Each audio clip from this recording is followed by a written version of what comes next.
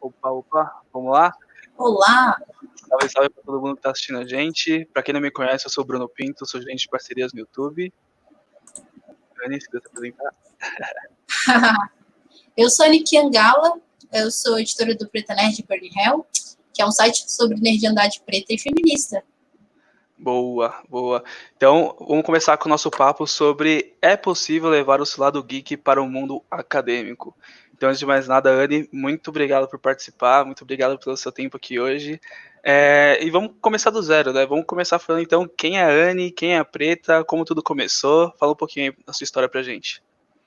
Então, eu sempre fui muito interessada em analisar as coisas que eu consumia, então, assim, gostava de metal e ia querer entender o que as letras diziam, e lia os quadrinhos e queria analisar tudo que estava acontecendo, e com isso foi criando, assim, uma coerência que eu vejo muito mais agora, né, uma coerência que vai desembocar posteriormente no que eu chamo de nerdandade, né, que foi o momento em que eu finquei o pé, assim, e falei, bom, eu sou preta e sou nerd, né, e foi o momento exato que eu criei o site. Mas, assim, toda uma vida consumindo cultura nerd e percebendo que eu tinha uma perspectiva um pouco diferente das pessoas que estavam à minha volta, assim, tanto meus primos que, por serem homens, quanto os colegas, muitas vezes, que eram brancos, e aí tinha toda uma diferença na maneira como eu enxergava e como eles enxergavam. Uhum. E só que isso foi passando, né, toda uma vida. E aí, quando eu comecei a escrever quadrinhos e tudo mais, eu comecei uma pesquisa informal, até, ainda no ensino médio, sobre literatura gótica. E fazia quadrinhos de literatura terror, escrevia terror e tudo mais. E aí tinha toda a conexão com o thrash metal, que, principalmente na década de 80, era muito voltada para essa estética do terror, né? Uhum. Então, isso ia se cruzando, e se cruzando com uma questão também muito forte, que é, eu não sou gótica, eu acho a estética gótica muito interessante, e vira também uma questão, tipo, racial, porque todo mundo sabe que quando você pensa no gótico, muitas vezes você tem ali toda a história, uma história europeia que vem pro outro lado do mundo, ainda muito com essa raiz, né? Uhum. Pois então, eu fiz toda uma pesquisa que eu queria que fosse publicada, cheguei na universidade muito animada, muito otimista já, e pedi para uma professora para ela dar uma olhadinha naquele artigo para ver se era publicável, porque eu não queria passar vergonha. Mas uma dúvida, a faculdade do que era que você foi fazer? Ah, sim, verdade. Eu entrei na graduação em letras português. Boa. E isso. E aí já vem a primeira barreira, que é assim, eu escolhi estudar fazer o curso de literatura, de letras, de modo geral, que é língua e literatura, e eu tinha o desafio que era estudar quadrinhos, né? E aí não era só quadrinho, era o quadrinho de terror, que já junta dois nichos que são academicamente vistos com maus olhos, né? Porque, como assim, né? Você podia estudar ali um Machado de Assis, que é literatura, e a academia ali em meados de 2009, 2010, ainda não tinha tanta... É bem recente, assim, do ponto de vista histórico, mas, assim, ainda havia problemáticas muito graves em relação ao que é o quadrinho e onde encaixa o quadrinho. E aí, então, fui estudar. Mesmo o quadrinho mainstream ainda tinha uma entrada muito complicada, porque é visto como cultura de massa, e cultura de massa logo não é válida, e logo é o oposto do que é acadêmico, né? Uhum. Esse distanciamento, né, do acadêmico e do povão mesmo, né? O que as pessoas realmente consomem, gostam e que é tratado no mundo acadêmico. E isso, a partir disso que você começou a estudar no ensino médio, levou para a faculdade, foi daí que você criou o blog, aí veio o blog, depois o canal, como é que foi? Bem, lecionando literatura, essa literatura escolar mesmo, convencional, eu fui percebendo que, através dos meus alunos e alunas, eu percebi que eu estava fazendo conexões ali que eram meio nerds, assim, né? Para explicar o que era hibridismo, a gente ia lá para o X-Men, e aí, enfim, todo esse tipo de conversa, e aí a gente puxou a atenção de um grupo, assim, de uma quantidade interessante de alunos, assim, essas conversas, né? Porque, enfim, se você chegar lá no primeiro ano e vai estudar Antígona, talvez a Antígona em si não seja tão atraente quanto, né, quanto uma capa da Marvel e tudo mais. E aí, essa questão de estar lecionando, estar em contato com o povo, assim, tipo, fora da academia, porque a gente também ali dentro fica no universo completamente separado do mundo, muitas vezes, eu decidi fazer um projeto de mestrado voltado para alguma coisa que eu pudesse conversar com outras pessoas fora da universidade, né? Sempre foi meu objetivo conversar com muito mais gente do que aquela porcentagem que está ali. E aí, nesse diálogo com alunos e alunas e com pessoas que estão extremamente fora, que não eram meus alunos, né? Pessoas mais velhas, pessoas que às vezes estão em situação mais economicamente vulnerável, enfim, eu percebi que seria interessante trazer o que eu estou estudando para conversar com essas outras pessoas. Por quê? Não tem nada de que a gente não possa conversar, desde que você saiba falar a linguagem com quem está falando, né? E aí, nisso, eu fiz o projeto, passei e falei, bom, agora como é que eu vou fazer para conversar com o mundo? O que eu sempre fiz, blog. Eu criei o Preta Nerd ali em 2014, porque era meu compromisso meio que com a sociedade, porque eu fiz o mestrado, fiz a graduação, fiz o mestrado, e agora eu estou no doutorado, que é numa universidade pública, então eu queria fazer essa ponte também, para as pessoas saberem o que eu estou estudando, né? Tipo uma prestação de contas no primeiro momento. Sim. Não, e eu acho até pra gente dar um passo mais para trás, assim, que eu tô achando muito curioso essa questão de você, né, fazer a graduação, depois mestrado, doutorado, porque foi até uma coisa que eu e você conversamos antes, né, sobre o fato de como o gaming apareceu na minha vida. Então eu sempre fui aquele cara nerd que gostava muito de jogar MMO, jogava Counter-Strike desde sempre, na Lan House e tudo mais. E isso, na verdade, na minha vida sempre foi um problema, porque meu pai odiava que eu jogasse, né? E meu pai sendo contador, eu acabei também seguindo os meus passos, virei contador. E é engraçado que hoje em dia eu trabalho com gaming. E aí meu pai às vezes fala, né, as viagens de família assim, ele acaba falando: ah, putz, meu filho odiava que ele jogasse e hoje em dia ele tira o sustento dele, o trabalho dele vem dos jogos, vem do gaming. E aí eu queria entender um pouco de você, como que foi esse momento de você conseguir linkar, né, a sua graduação, a sua universidade, a coisa nerd, né, que é o que você gosta, que é o que a gente aqui gosta muito, que é do mundo gaming. Como é que foi esse momento de juntar as duas coisas? Nossa, o momento em que eu já fazia isso, desde o ensino médio eu já tinha essa proposta de juntar tudo que eu queria de alguma maneira, e aí caminhando até para fazer isso profissionalmente. Não virei quadrinista, mas era por aí. Só que aí o momento em que eu percebi que isso poderia ser realmente a minha vida foi digamos que a virada, assim, na minha defesa de mestrado, que eu já vinha com já tinha feito algumas iniciações científicas e explorado, né, ficção científica, várias possibilidades, assim, aconteceram duas coisas, né, aquela professora que leu o meu primeiro trabalho, ela é uma professora universitária, ela é nerd, ela dá aula, às vezes, ela ensina Idade Média, literatura da Idade Média, jogando RPG. Então, ela foi uma primeira inspiração, né? Falei, quero estar com essa pessoa. E, assim, super aliada, enfim, da causa também negra. Então, uma pessoa muito que me inspirou bastante, né?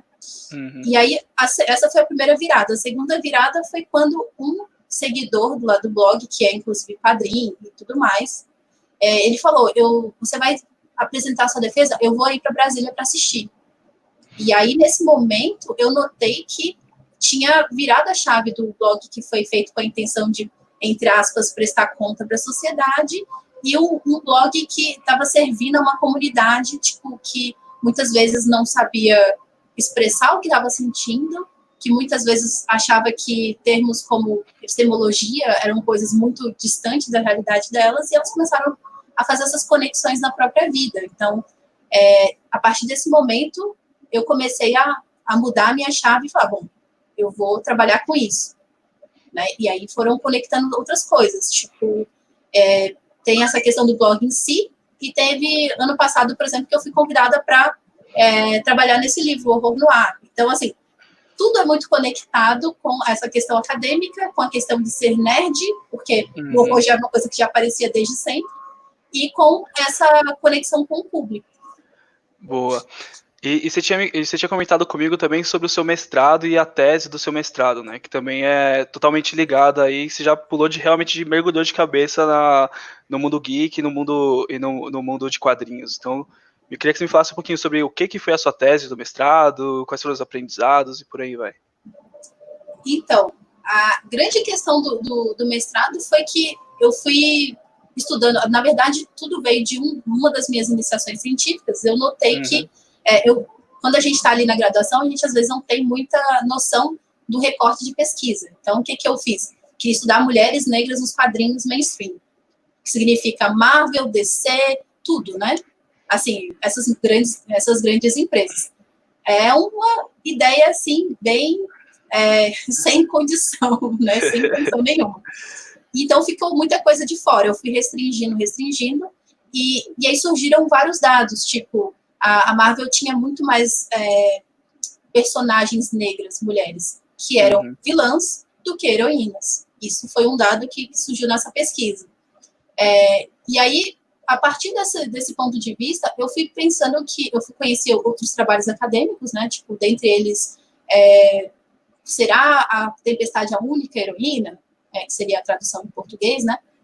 De um trabalho lá dos Estados Unidos, de uma psicóloga e tal, que estudou os efeitos dessas heroínas na identidade de pessoas negras. E a partir desse ponto de vista e desses trabalhos também que eu fui acompanhando de fora, eu fui vendo que eu poderia explorar um outro lado, que seria uma conexão entre a história da Marvel e essas personagens. Então, o meu trabalho, ele chama A Fantasia Deles sobre Nós, a representação das heroínas negras da Marvel. E, bom, não precisa dizer que eu sou Marvete, que gosto muito de como a Marvel conta histórias e como a Marvel se arriscou historicamente a pôr personagens negros muito antes. E, independente da proposta e do que deu certo ou não, ela se lançou antes.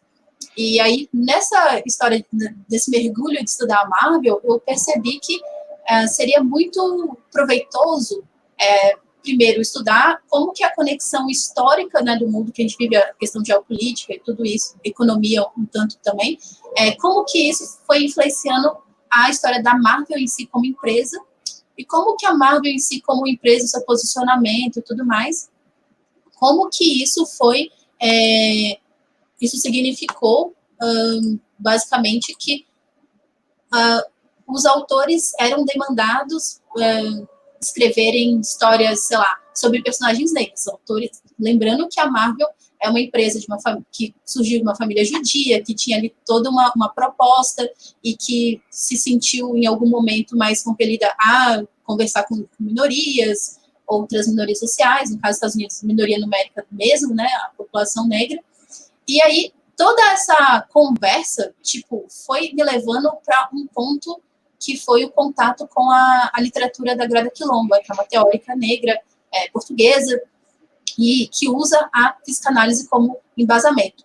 Então, todas essas camadas históricas, elas também são atravessadas por uma mentalidade. Nossa mentalidade é histórica também, né? Então, se hoje, por exemplo, é feio falar algumas coisas racistas, há 30, 50 anos atrás, era diferente a mentalidade, né? Então, eu fui estudando como que essas mentalidades, elas estavam sendo refletidas nessas heroínas. Inclusive, quando eles queriam fazer personagens positivas, negras, a gente vai ter, por exemplo, a Tempestade dos X-Men como um esforço. Mas ela é um esforço que é uma mulher pintada de marrom, mas ela tem o olho azul, ela tem o cabelo liso. Então, assim, a gente tem essas consequências que não são tão legais, mas que fazem parte. E isso é engraçado você falar, porque eu nunca fui um cara super fã de quadrinhos, mas eu, falando um pouco do meu espaço geek, que é em jogos, a gente percebe que nunca teve, não só jogos, mas animes e tudo que está em base do mundo geek, a gente vê que não tem essa representatividade mesmo de pessoas negras, né? Então, seja de personagens em jogos, sejam em desenhos, animes e por aí vai. E esse estudo que você fez, eu gostei como ele foi se direcionando, né? Como ele foi se direcionando e acabou no seu estudo sobre as mulheres negras, assim. O que você tirou desse estudo, assim? Tipo, quais foram os avanços que foram feitos do passado para cá? Qual foi o impacto que você conseguiu ver, tanto social nos quadrinhos e o impacto que o quadrinho fez também na sociedade? Tipo, quais foram os aprendizados que você conseguiu tirar de tudo isso? Então, muitas coisas. Assim, pode parecer estranho pensar assim, por que uma mulher negra vai estudar os quadrinhos que são, obviamente, escritos necessariamente por brancos, né? Mas eu penso que se a gente, como está todo mundo mergulhado no mesmo mundo social, a gente não pensa muito diferente desses homens brancos que escreveram, né? Claro que tem uma perspectiva específica, mas é o discurso que a gente está todo mundo mergulhado no mesmo. E aí eu pensei, bom, se a gente entender o que esses caras, qual que é essa fantasia sobre a gente já vai dar um passo em relação à descolonização. Então, o meu objetivo sempre foi muito esse. Então, o que eu encontrei aí? Eu encontrei personagens que eu comecei com um problema muito sério, que era, eu não achava a Tempestade uma personagem tão interessante, que eu nunca me identifiquei tanto. E aí as pessoas, vocês são heroínas negras? Então Tempestade. Tem outras. Tem outras. É tipo o Super Choque, Tempestade e agora o Pantera Negra, né? As que a gente conhece. E fora que o Pantera Negra, tipo, ele foi o primeiro da Marvel e, tipo, ele só foi conhecido amplamente, mas por agora, né? Então, já tinha essa consequência, tipo, e eu entrei meio esquisita com a Tempestade, meio assim, e saí pensando, nossa, mas a Tempestade é muito incrível. Porque eu fui, né, mergulhando nas histórias em que muitas vezes ela é uma personagem que se sobressai e que fala algumas coisas interessantes. Então, socialmente falando, a gente vai perceber que começa ali no século XIX, os quadrinhos ignorando os negros ou só tratando como chacota, e aí a gente vai passar por várias décadas até chegar ali na Era de Ouro dos quadrinhos, na década de 30, e a gente vai perceber que a Marvel vai tratar ali sobre racismo, mas através do olhar de personagens brancos. Então, a gente vai ter a primeira formação do X-Men, passando por situações de preconceito e tudo mais, essa discussão. Só que a gente não tem personagem negro até a gente não tem personagem mulher negra até a década de 70. Que a Tempestade, ela é marcada como a primeira personagem mulher negra super-heroína, e considerando, inclusive, que é a primeira que tem nome e que tem relevância, porque outras apareceram antes. Então, a Tempestade, ela vai mostrar uma mudança da sociedade que tem a ver com os movimentos Panteras Negras, o movimento Black is Beautiful, uma série de pressões sociais também, né?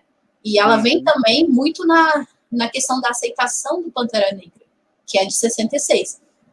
Então, a gente já vê uma mudança ali muito interessante. Aí, quando a gente passa ali para a década de 80, considerando que teve todo o movimento do Blaxploitation, né, no cinema, dos negros como heróis, muitas vezes a crítica ao Blaxploitation é bem forte, mas, assim, foi a primeira vez em que pessoas negras puderam se ver como protagonistas e como heróis e heroínas, né, por mais complexo que fosse. E aí a Marvel não quis ficar de fora, né? Ela foi também se posicionar e criou heroínas negras dentro dessa estética meio pangrier e tal. E a gente vai ter Capitã Marvel número 2, por exemplo, que não é a que aparece no filme, mas é muito relevante. Então, a gente vai vendo que isso vai avançando até chegar na década de 2010, que é quando as pessoas negras começam a poder fazer personagens negros e transmitir a sua perspectiva.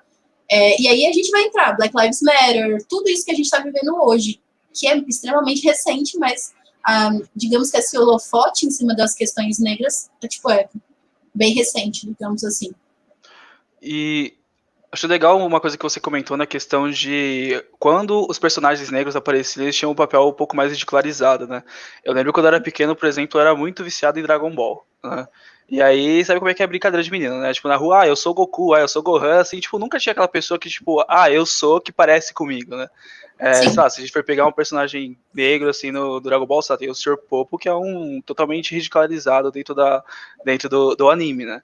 Então, essas mudanças que você veio trazendo aqui agora, tipo, é uma coisa que eu nunca tinha pensado, o quanto o movimento dos Panteras Negras acabaram influenciando nos quadrinhos, e trazendo até para os dias atuais, assim, pelo que você estudou no passado, né, na sua tese e tudo mais, você acha que esses movimentos que estão rolando agora, você acha que eles vão ter esse impacto positivo quando a gente fala de racial no mundo game, no mundo geek como um todo? Nossa, isso é bem complexo, né? Porque quando a gente pensa em games, né, e você foi falando do Goku, e também se a gente for pensar em grandes franquias de jogo, né, sei lá, Mortal Kombat, tá? Que foi um jogo que me marcou muito.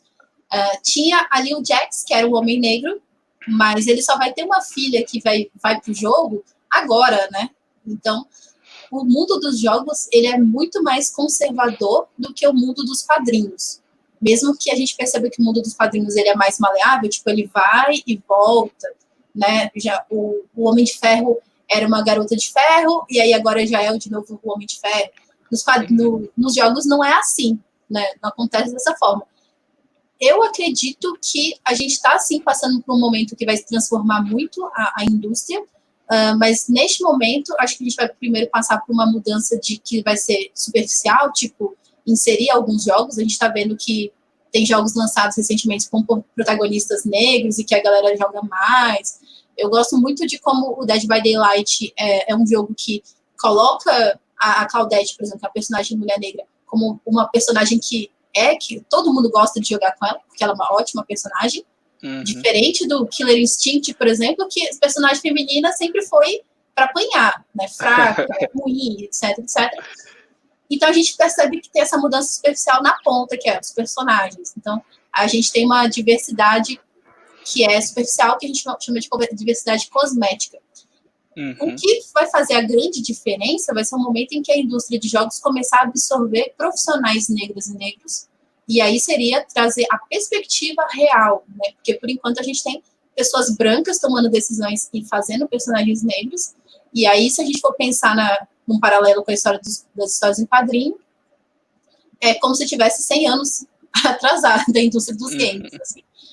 Eu quero ser otimista em pensar que o Cyberpunk é um jogo que vai mudar, assim, vai mudar um pouco a maneira como a indústria de games vai lidar com a questão de negritude, mas eu sou uma pessoa extremamente otimista. Boa, tô nesse otimismo junto contigo. E voltando assim um pouco mais pro papo sobre como que você acabou indo escolher a faculdade que você escolheu, como você conseguiu juntar a sua paixão, que é o geek, à sua formação. Eu acho que muitas das pessoas que podem estar ouvindo a gente e vendo a gente hoje podem ter essa vontade de trabalhar com games, de viver do game, de viver da cultura geek, né? Então eu vejo amigos meus que querem serem jogadores profissionais, por exemplo, né, de esportes, e que a gente sabe que é uma coisa muito acirrada, que tem muita concorrência, muita gente, é um mercado que é difícil você fazer parte, sem falar que muitas vezes a remuneração não é tão boa também, então a gente fica nessa dualidade, a gente tem que pagar conta, então não tem como a gente só fazer o que a gente ama às vezes, né? Então, você que já passou por isso, que vive isso, na verdade, até hoje, eu queria saber o que você tem de dicas para dar para essa galera que pensa em seguir esses mesmos passos que você, e também sugestões, assim, para a galera que quer juntar esse amor geek a também as suas formações e a também o mercado de trabalho.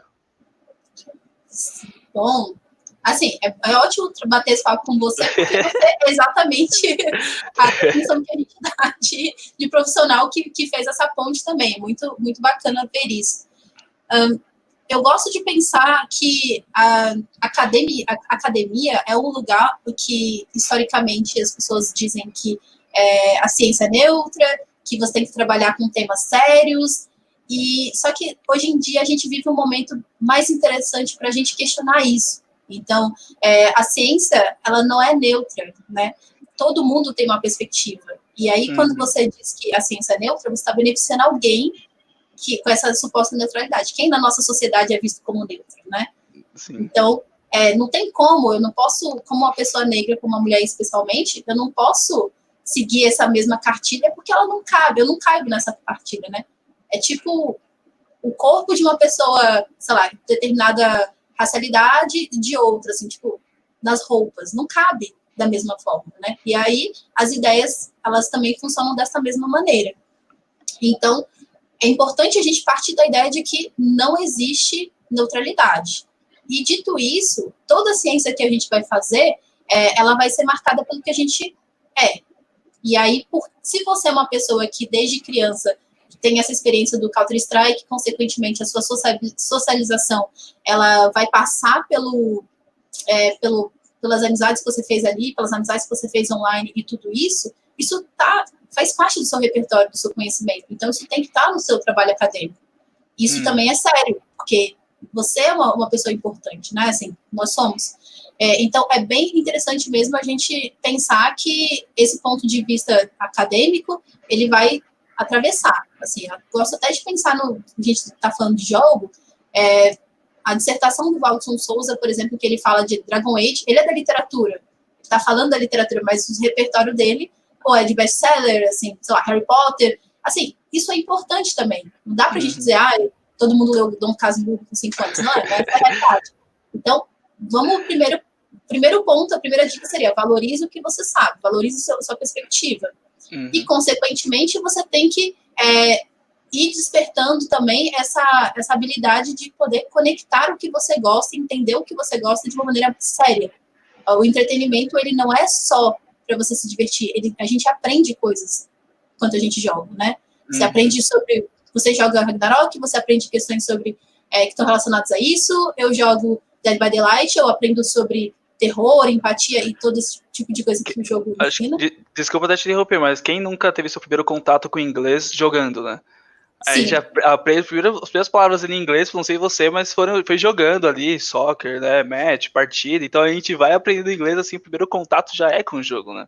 Sim, a Dani mesmo, que é da nossa equipe do PretaNet, ela se tornou tradutora porque ela joga desde criança e ela queria ver jogos traduzidos. Então, assim, pega a sua paixão e transforma a sua paixão em alguma coisa que possa te conectar com outras pessoas. Então, assim, se você for uma pessoa negra, vai lá, se entra na Wakanda Streamers, que é digamos, um projeto que é muito maior que um network, por exemplo, você vai conhecer pessoas que estão fazendo a mesma coisa que você, ou querem, e você vai tendo ideias também, né? Então, primeiro você se conecta, né, tipo, com o que você gosta, depois você vai percebendo como que você pode pensar em profissões, então você vai se capacitando dentro do que você acha relevante, assim, que você quer fazer.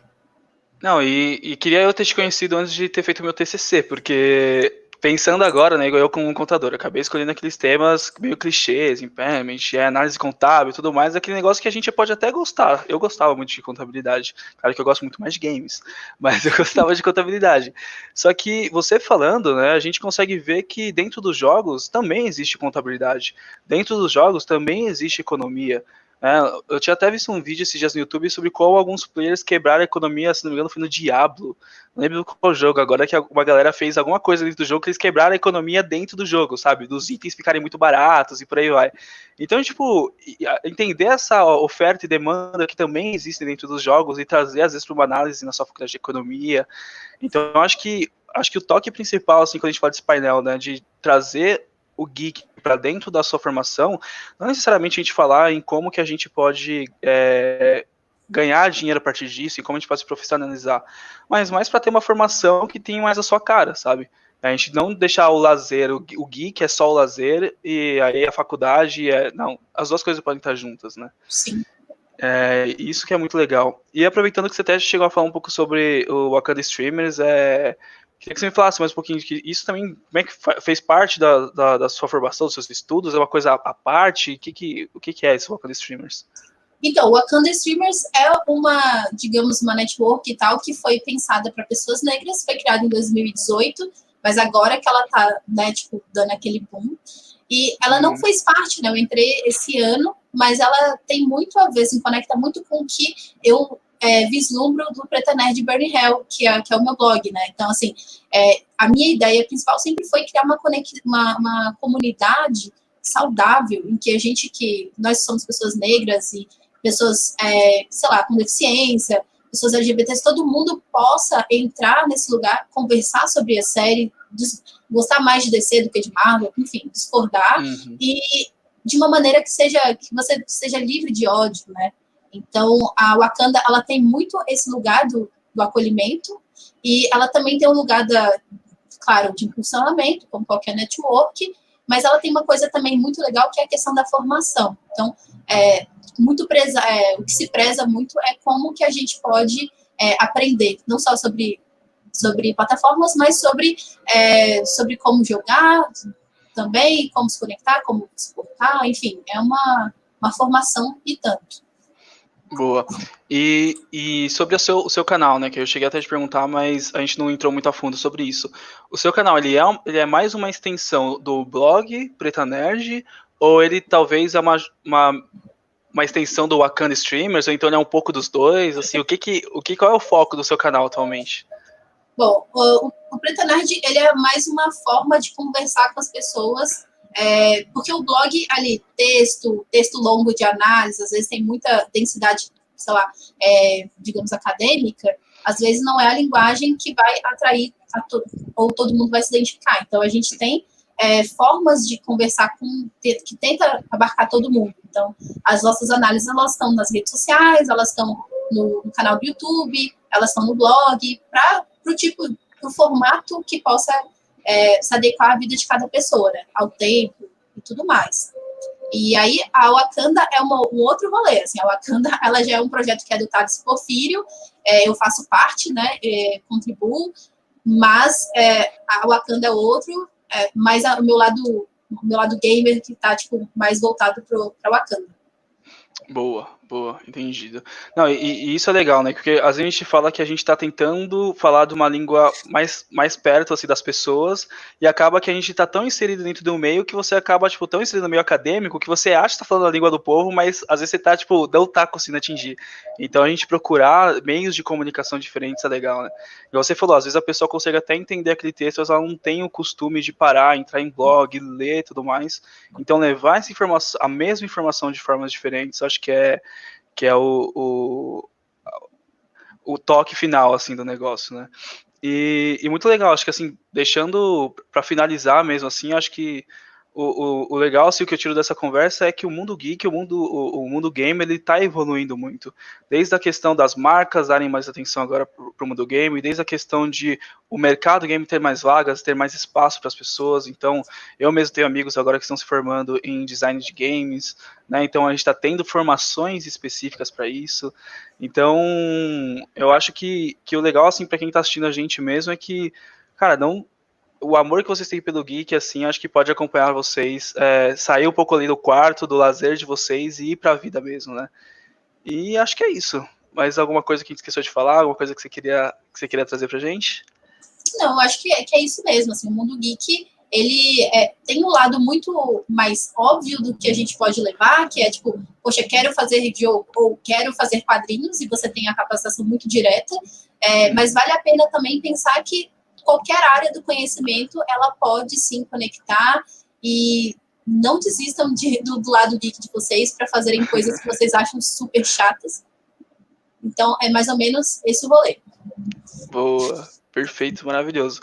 Anne, muitíssimo obrigado pelo seu tempo. Galera, todo mundo que tá assistindo a gente, obrigado também pelo tempo de vocês, da quarentena. E a gente tá fazendo uma coisa diferente. Eu sei que é muito mais legal se a gente tivesse próximos aqui, para todo mundo querer falar com a Anne, conversar com a Anne, mas não deixem de seguir, ó. Tá ali, esse é seu Instagram, né, Anne? Preta Nerd? Isso, Instagram, Twitter, e aí vocês podem encontrar facilmente a Preta Nerd e Burning Hell na internet. Boa, infelizmente não estamos aqui presentes para a gente conseguir bater esse papo pós-painel, mas procurem a Anne aí nas redes para vocês continuarem, aprenderem muito mais. E é isso, espero que vocês tenham aproveitado o nosso papo. Muito obrigado pela participação de todos e até mais. Obrigada, tchau, tchau. Tchau, galera.